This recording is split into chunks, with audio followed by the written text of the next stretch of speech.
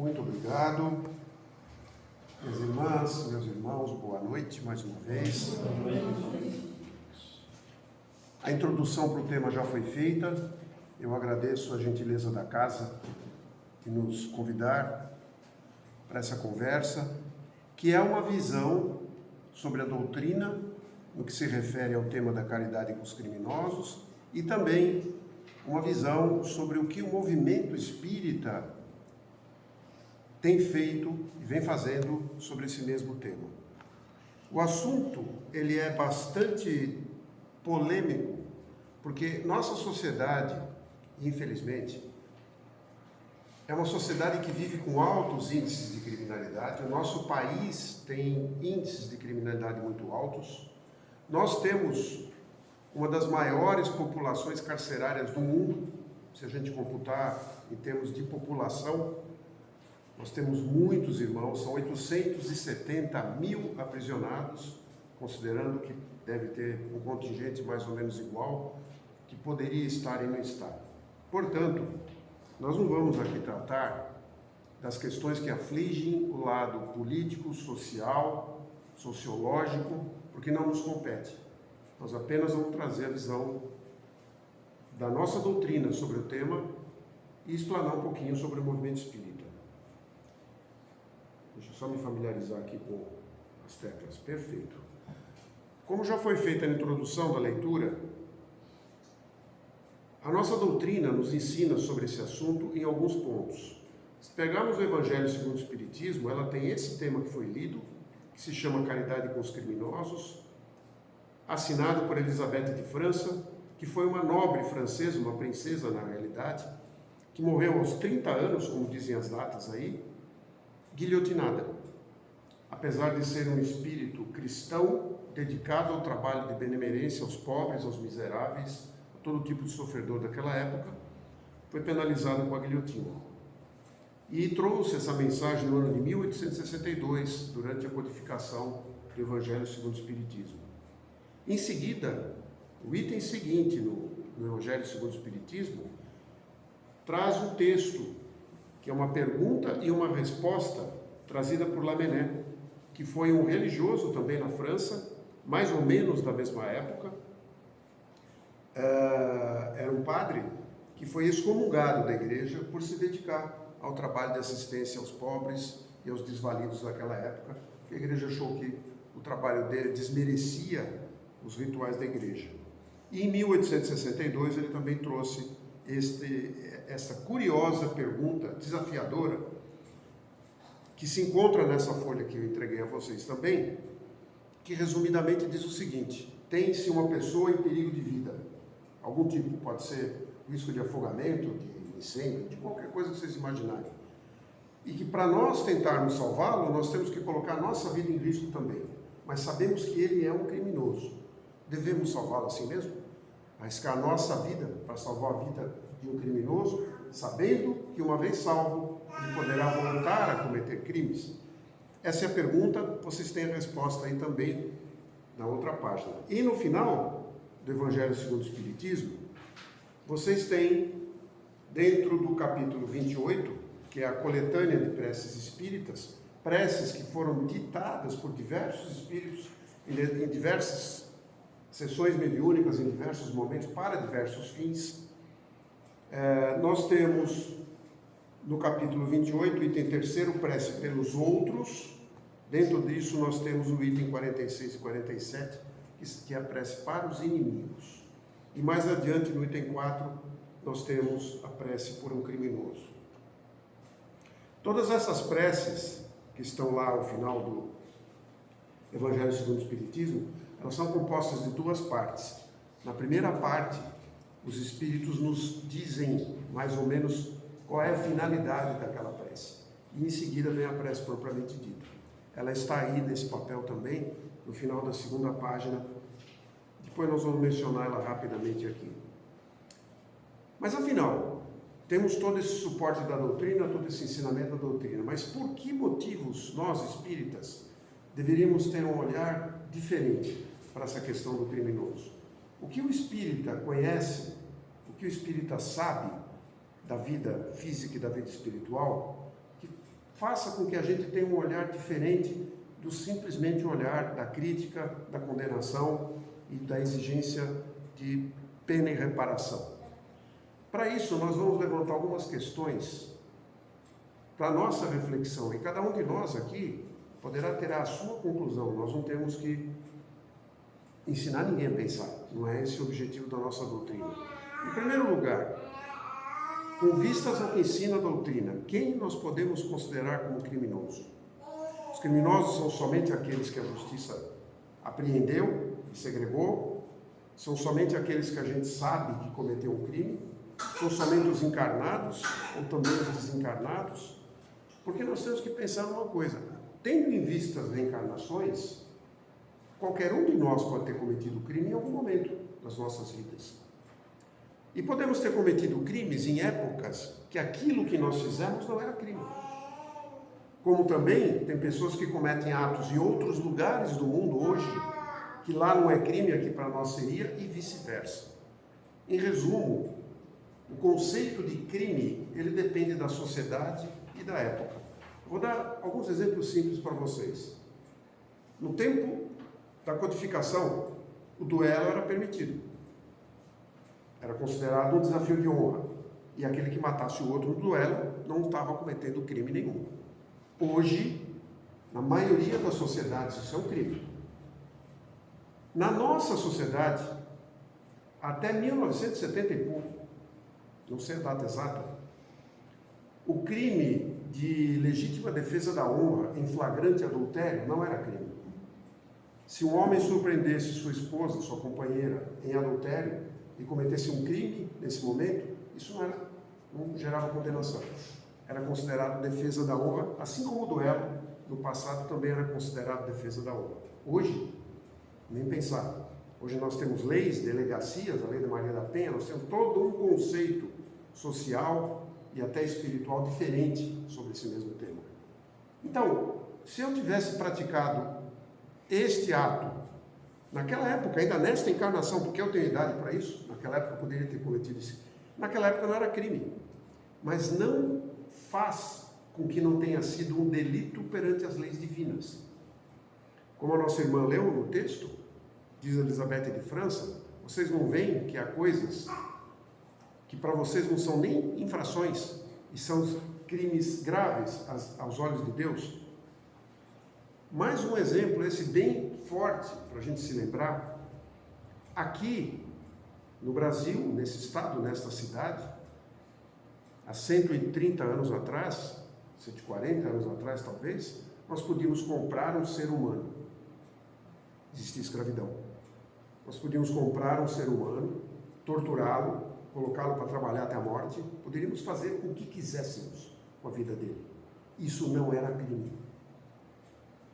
Além de não ser crime, nós poderíamos perfeitamente, depois de feito isso, ir ao domingo na nossa igreja, de preferência, e orar.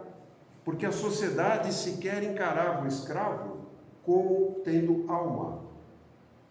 Era como se a gente tivesse matado uma galinha, me desculpe falar assim. E nós todos vivemos esses períodos. Porque o mundo, desde que a gente conhece a nossa civilização, veio dessa forma. Uns escravizando os outros, uns conquistando os outros, matando. Quando conquistávamos, eliminávamos todo mundo, escravizávamos. Olha a saga de todos os povos, inclusive do povo de onde veio o nosso Mestre Jesus, os judeus, que vinham de longuíssimos períodos de escravidão. Isso não era crime. Quer dizer então que se eu cometi aquilo naquela época, perante os olhos de Deus, não era crime? Sim, era uma violação das leis divinas. Tão mais grave quanto era maior o meu conhecimento das leis divinas. Porém, sim, sempre foi uma ofensa às leis divinas, mas não era considerado crime na humanidade. Então, quando nós oramos pelos criminosos, nós sempre pensamos nos apenados, nos aprisionados, naqueles que estão pagando para a sociedade o seu aprisionamento, o crime cometido, mas nos esquecemos que tem um contingente enorme de irmãos entre nós, ou que não foram capturados, ou que não se conhecem seus crimes, pelo menos a sociedade não conhece, ou aqueles que não cometeram esses crimes em outras épocas, em outras encarnações, e hoje vivem normalmente sem esses crimes. E lembrando o trechinho que foi lido, né? Ignorais que há muitas ações que são crimes aos olhos de Deus de pureza e que o mundo nem sequer como faltas leves considera. Então, pergunta seguinte: nós também podemos nos considerar como criminosos com essa visão? Claro que não podemos generalizar. Claro que jamais diremos somos todos criminosos. Mas vamos considerar que dessa vinda de longuíssimo tempo atrás que nós viemos, onde vivemos todos os períodos bárbaros, os períodos difíceis da humanidade, provavelmente de alguma forma nos envolvemos nessas ações que na época não eram crime, mas que sempre foram violações aos olhos de Deus. E se depois de 2000 anos da vinda da Boa Nova, nós ainda estamos encarnando em provas e expiações, isso diz o que sobre o nosso passado? Que ele é uma folha em branco limpinha? Talvez não. Então é uma reflexão que cada um de nós deve fazer antes que a gente aponte o dedo para o irmão, porque nosso passado é desconhecido neste momento para nós. Graças a Deus somos protegidos por esse véu de esquecimento que não nos permite que a gente tenha conhecimento do que aconteceu em outras vidas conosco, porque talvez a gente se envergonharia muito dessas ações, para dizer o mínimo. E aí a pergunta seguinte que surge é: existe diferença entre criminoso encarnado e desencarnado? Aquele que cometeu o crime desencarnou e não foi preso, deixou de ser criminoso? E aquele que cometeu o crime do lado espiritual? Porque sim, podemos cometer os crimes pelo lado espiritual também. E aqui, na sua próxima reencarnação, esse crime foi apagado? Por que eu trago isso e por que essa pergunta é tão importante para nós espíritas? Porque todas as casas espíritas, a maioria delas, fazem sessões mediúnicas de socorro aos irmãos desencarnados em sofrimento. E muitas vezes são trazidas essas sessões irmãos que confessam ali seus crimes, que estão em profundo sofrimento pelo remorso dos crimes cometidos na outra vida. E eles se confessam: eu eliminei a minha família, eu destruí a minha família, eu destruí a família do ser que eu amava, eu fiz isso, eu fiz aquilo, num desespero tremendo. E o que é que nós fazemos nesse momento? Quem está acolhendo ali na mesa mediúnica aqueles irmãos, nós falamos para ele: põe isso daqui para fora, isso aqui é uma casa de Deus, ouvir ele falar dos seus crimes aqui? Não, muito pelo contrário. Nós acolhemos, falando: irmão, você está no hospital de almas, deixa o teu passado por enquanto, receba o socorro que nós podemos te dar. Você está entre amigos, você está na casa de Jesus. Assim nós recolhemos esses criminosos. Estão desencarnados. Por que nós somos capazes de dispensar essa atenção, esse carinho para os desencarnados e não somos capazes de perdoar aquele que rouba uma carteira ou aquele que faz muito menos até, às vezes uma confusão de trânsito, às vezes uma discussão com o vizinho, às vezes uma coisa tão pequena e a gente diz: isso eu não perdoo. Mesmo nós, que trabalhamos em casas espíritas, que estamos familiarizados com o atendimento espiritual, às vezes nos pegamos com esse tipo de atitude. Então, existe diferença entre criminoso encarnado e desencarnado? Os desencarnados se tornam dignos da nossa compaixão depois que desencarnam? É mais um ponto para a nossa reflexão. E aí vem o trecho também que foi lido aqui na mensagem, que Elizabeth de França nos traz brilhantemente, dizendo: Deus permite que grandes criminosos estejam entre vós para vos servirem de ensinamento. Ora, vejam, que ensinamento os criminosos podem nos dar? Nos ensinar a praticar crimes? Claro que não, não é esse ensinamento, mas é justamente o ensinamento de desenvolver a nossa tolerância, a nossa paciência, a nossa empatia, nosso sentimento de caridade genuíno. Porque é fácil condenar, é fácil dizer criminoso, merece isso, aquilo, aquilo outro, como ela disse aqui. Não deveis dizer assim, ela disse.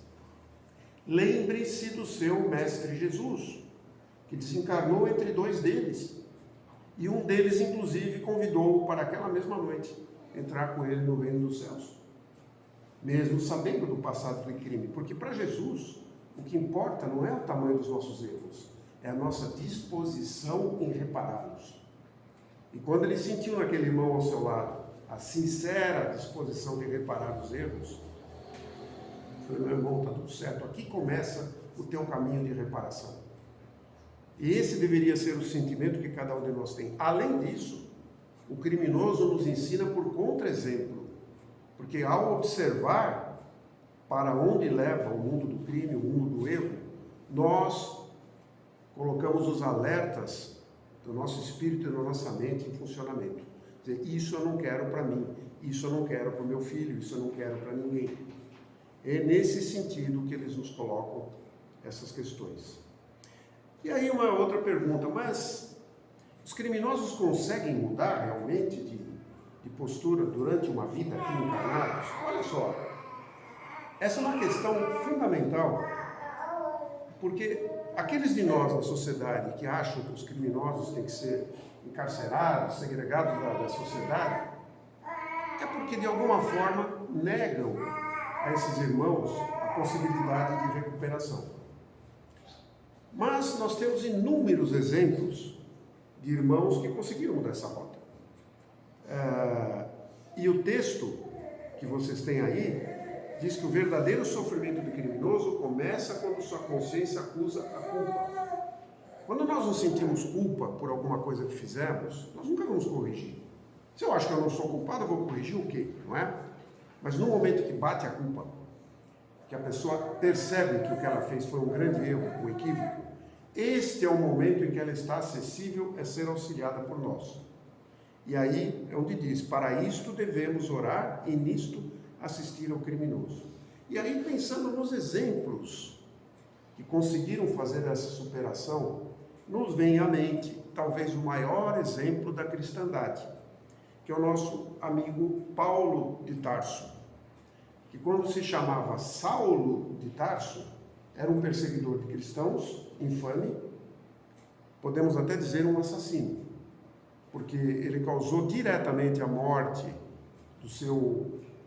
do noivo do irmão da sua noiva, dela, dos seus familiares, e saiu por ali afora, destruindo tudo que ele encontrava no cristianismo, acusando Jesus de ser o culpado pelos seus erros, até o momento que, às portas de Damasco, ele caiu em si, ao chamado de Jesus.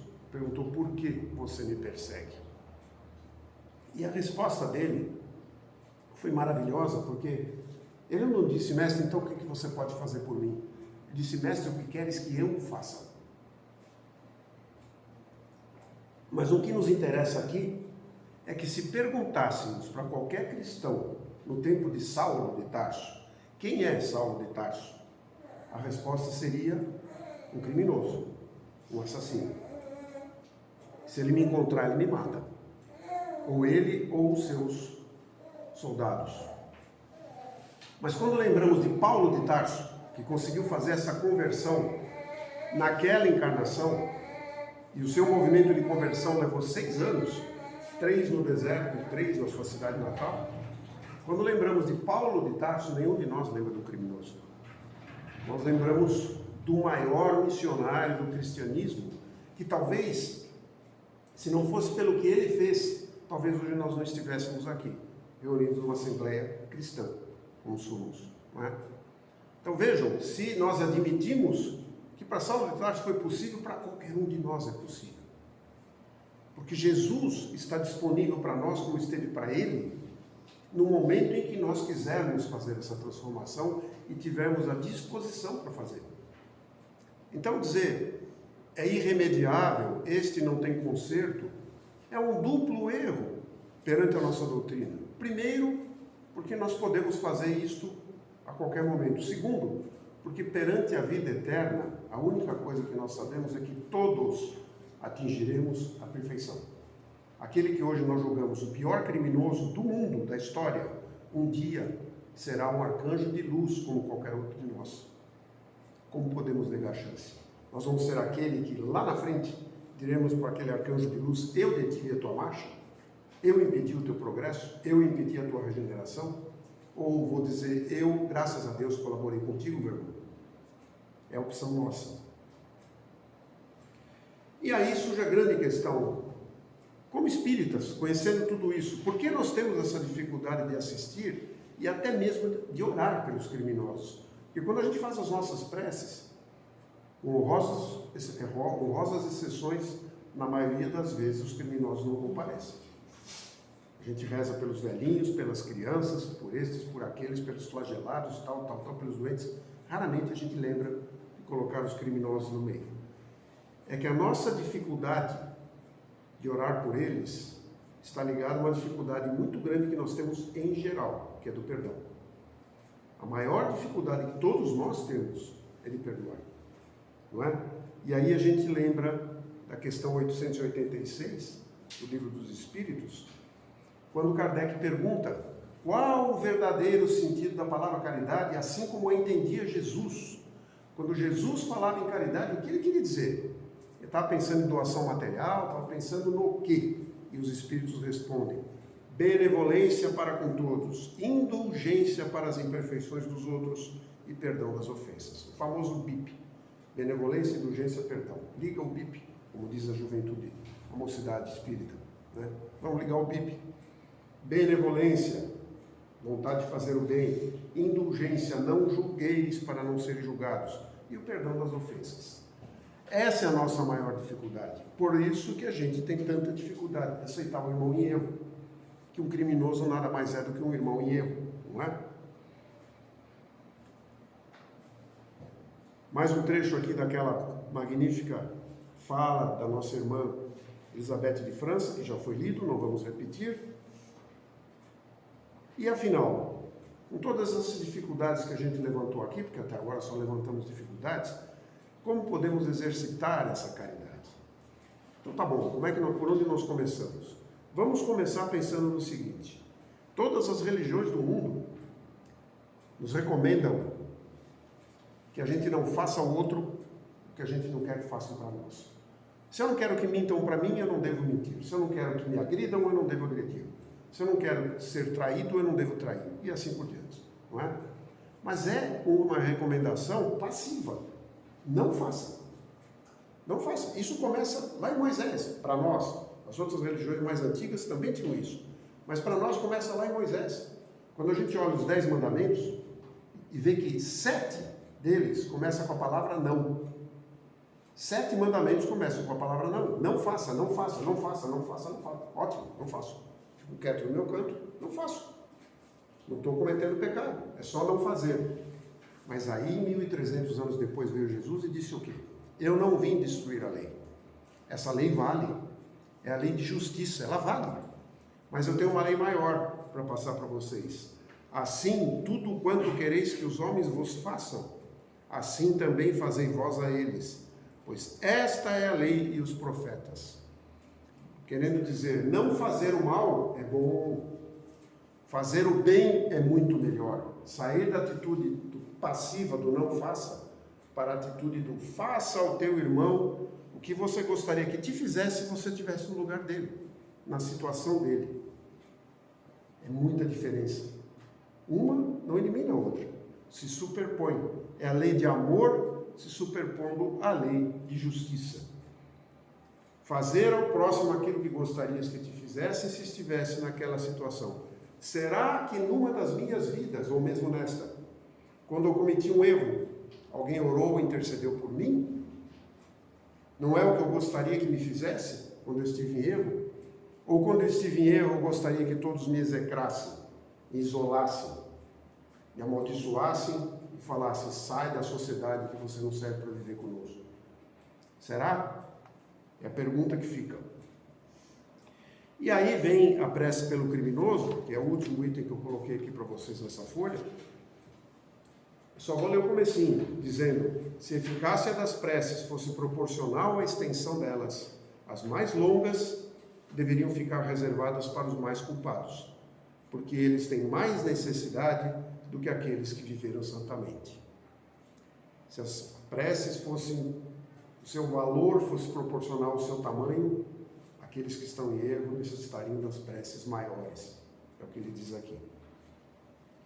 Isso tudo dito, como é que o nosso movimento espírita, então, atua para que a gente saia do não faça e vai para o faça?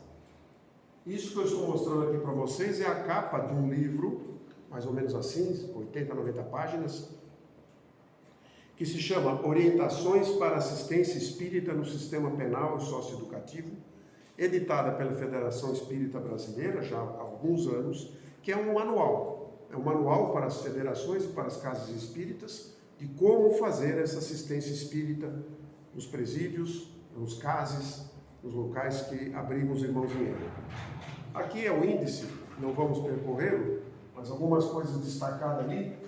Uma revisão histórica do sistema prisional, fundamentos legais da assistência espiritual, fundamentação doutrinária, o adolescente e o jovem no sistema socioeducativo, ação evangelizadora, medida socioeducativa, tudo ali está explanado como fazer. E, a partir dessas orientações da Federação Brasileira, as federações estaduais, no caso a nossa FEC, tomam as suas iniciativas, e na FEC, dentro da primeira unidade regional espírita, nós temos esse grupo que se chama AEUP, do qual eu faço parte, que significa Atendimento Espírita em Unidades Prisionais e Socioeducativas. Se vocês olharem no site da FEC, da primeira URI, vão encontrar todas as informações sobre o AEUP, como se originou, o que faz, fundação, composição, tudo está ali. Não é um centro espírita, uma casa espírita. É um agrupamento de pessoas de diversas casas espíritas, de diversos locais, que participam desse trabalho voluntário de fazer esse atendimento. Mas o AEUP exige que o trabalhador seja vinculado a uma casa espírita para ter a sua retaguarda espiritual e doutrinária dentro da casa espírita. Sofremos preconceito, discriminação e generalização, como, em geral, todo o assunto relativo ao crime, aos presídios, ao sistema prisional, ao sistema judiciário. Tem. E com relação a isso, a gente pode lembrar, de novo, o que o Evangelho segundo o Espiritismo nos traz ali no capítulo 11, e agora uma mensagem do Pascal, que é um outro espírito digníssimo, que trouxe. Ele diz lá no meio da mensagem dele: o Cristo atendia a todos. Qualquer um que a ele se dirigisse era sempre atendido. A mulher adúltera ou o criminoso eram igualmente socorridos. Ele nunca temia que sua própria reputação viesse a sofrer com isso. Quando então o tomareis como modelo de todas as vossas ações? É a pergunta que ele coloca. Portanto, quando nos colocam às vezes: poxa, mas tem tanto asilo, tanta criança, tanta gente precisando e passando fome. Você vai atender criminoso no presídio? Sim, porque é um necessitado também. Alguém precisa olhar. Já tem gente olhando as crianças, os velhos, os doentes no hospital, as visitas no hospital. Nós vamos onde tem irmão sofredor. Lá tem irmão sofredor. E quem é que se encontra lá no universo prisional? Esse é um outro mito, né, que a gente tem. Não, lá é fábrica de crime, lá só tem facção, lá só tem isso, aquilo. Não é verdade. Lá nós encontramos pessoas que tiveram crimes gravíssimos, pessoas que cometeram faltas, pessoas que estão sendo averiguadas se de fato cometeram alguma coisa, pessoas que estão em prisão temporária, pessoas que não pagaram a pensão alimentícia e até inocentes. Porque o sistema judiciário feito por homens é falível. Existem erros. Também inocentes. É verdade que a maioria tem baixo nível educacional, sim, é verdade, mas tem até pós-graduados lá dentro. E analfabetos. Eu mesmo, pessoalmente, já atendi advogados, fisioterapeutas, escritores de livros. Um irmão que eu atendo aqui na Palhoça, ele escreveu 3 livros, tem 3 livros publicados, está preso. Professores, garis, ex-policiais, médicos, evangélicos, espíritas, tem de tudo, gente. É um retrato da nossa sociedade que está no presídio. Não é uma pessoa diferente de nós que está lá. E o nosso mote dentro do AEUP, né, o mote que a gente usa inclusive nos cartazes de divulgação que a gente coloca é: estive preso e foste me visitar, que é uma frase constante daquele famoso discurso profético de Jesus no Monte das Oliveiras, que eu creio que vocês todos conhecem. E ele termina dizendo: em verdade eu vou ser claro, todas as vezes que deixaste de fazer isto a um destes pequeninos, foi a mim que o deixaste de fazer. Portanto, por isso que a gente sempre coloca eu estive preso e fosse me visitar com o nosso mote de trabalho, né? O que é que nós fazemos? Visitas periódicas em todas as unidades prisionais, fornecemos livros espíritas para os internos, qualquer livro que eles pedirem a gente fornece, desde que seja espírita, não só para eles, mas para também os trabalhadores, os policiais penais, qualquer pessoa dentro da unidade prisional. Temos um programa de cartas fraternas, que é lindíssimo, que é um mecanismo muitíssimo apreciado pelos internos, que é um sistema de correspondência com eles, dentro das normas do que o sistema prisional permite. Fazemos encaminhamento deles, de seus familiares, às casas espíritas. Muitos nos pedem orientação para frequentarem casas espíritas nas saídas temporárias, nas saídas em regime de semi-liberdade, para os seus familiares, enfim, a gente faz isso. Atendemos os policiais penais, é um contingente profissional extremamente estressado, um dos maiores índices de doenças mentais, depressão e taxas de suicídio está entre esses policiais penais. Fazemos irradiação diária por todo o sistema prisional, todo dia às 18 horas, o nosso grupo se reúne virtualmente e faz a irradiação em prol do sistema penitenciário. Fazemos atividades de divulgação e capacitação de novos trabalhadores. Estou deixando aqui um cartaz dizendo que todo sábado, todo último sábado do mês, lá no GBEM, na Rua Anita Garibaldi, das 9h30 às 10h30, a gente tem a capacitação. O que é capacitação? É uma exposição do que é o AIUP, como faz, como opera, enfim, todos os detalhes disso, não só para a pessoa trabalhar, muitas vezes para conhecer a atividade. Grande parte daqueles que assistem a capacitação acabam não trabalhando no AIUP.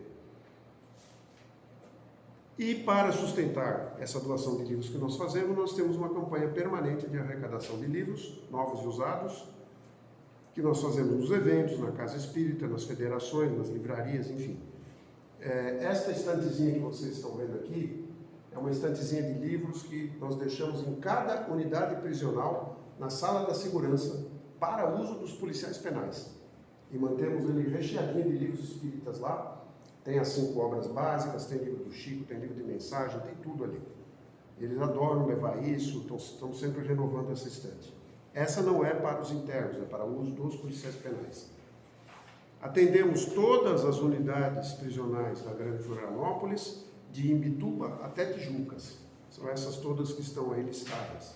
Inclusive os 2 centros de atenção socioeducativa, o do continente e o da ilha, que são para os menores infratores.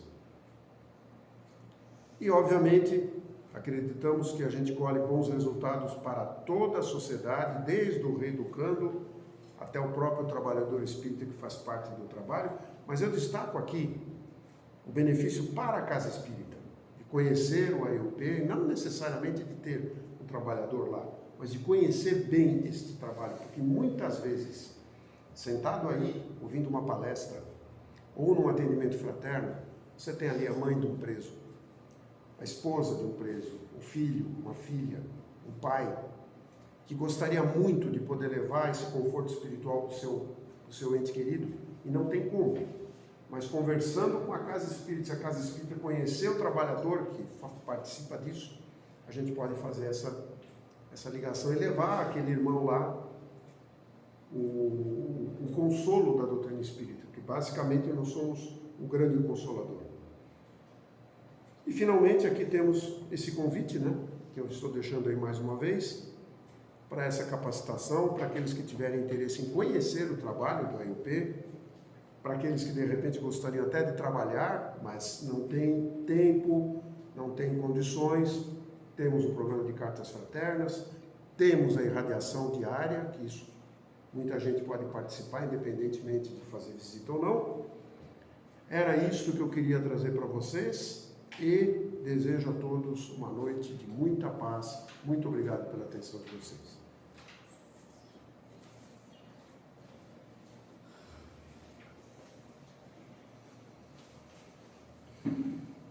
Nós aqui te agradecemos, irmão, pela belíssima explanação. que possamos olhar para dentro de nós e ver no nosso coração se estamos olhando para essas criaturas que muitas das vezes são esquecidos, como o nosso irmão falou. Então, aproveitando esse momento de muita paz, então vamos aproveitar e orar por esses criminosos, encarnados e desencarnados, que a espiritualidade possa levar até eles a luz que indica o caminho para Jesus. Pedimos também a Mãe Maria Santíssima que possa acolher a todos, aos suicidas também, que eles possam nesse momento sentir a presença de Jesus, que a espiritualidade possa acolhê-los nesse momento, os envolvendo de muita paz, de muito amor. E todos aqui presentes, que possamos ser envolvidos com essa energia benéfica e confortadora. E que os nossos pensamentos levem essa prece a todos aqueles familiares que estão em seus lares e a todos os irmãos no nosso planeta. Olhai, Deus, por cada um de seus filhos. Receba então a prece. Pai nosso que estais nos céus, santificado seja o vosso nome. Venha a nós ao vosso reino. Seja feita a vossa vontade, assim da terra como do céu. O pão nosso de cada dia nos dai hoje. Perdoa, Pai, as nossas ofensas, assim como nós perdoamos a quem nos tem ofendido. Não nos deixe, Pai, cairmos em tentações, mas livrai-nos de todos os males. Que assim seja. Com essa prece, pedimos a permissão à espiritualidade amiga e damos por encerrada a palestra doutrinária da noite de hoje.